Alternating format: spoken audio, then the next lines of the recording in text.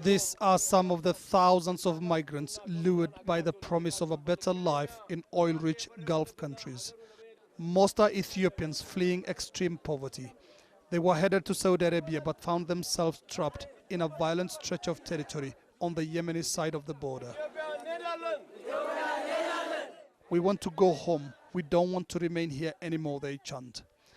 17-year-old Asmara Mohammed embarked on the hazardous journey across the Gulf of Aden to Yemen with high hopes. Upon arrival, she ended up in the hands of people smugglers who tortured and abused her for 3 months. The smugglers locked me in a house. My family sent them $1,000, but they still refused to release me. They raped me almost every day. According to UN agencies, close to 30% of the migrants are women, but few end up reaching their destination or return home. Most are locked up in private prisons or bought and sold within the human trafficking network operating across Yemen. Danger also lurks across the border in Saudi Arabia for the migrants.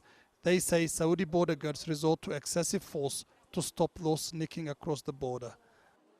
Haila Tami says he lost his arm at the hands of Saudi border guards. They tied my arms and legs firmly with a rope and slung me from a tree. They beat me till I lost consciousness. I found myself in hospital with my arm missing and legs and other hand heavily bandaged.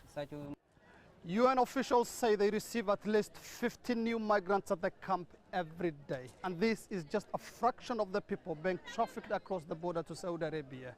It's only those who fail to cross and those who are rescued from the traffickers who end up here. UN agencies say the exodus from the Horn of Africa represents one of the largest flows of economic refugees on earth. They are overwhelmed. 25,000 are roaming in the city. And unfortunately, we cannot give them any assistance. Further to our assistance and record that we only can give 3,500 to those only who are in our departure center. At the camp, the migrants celebrate some good news. The first group of them will be airlifted back home in 2 days. For many, it's the first time they have smiled in months.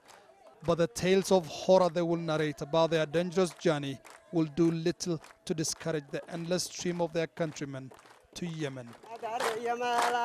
Mohammed Adow, Al Jazeera, Harad on the Yemeni-Saudi border.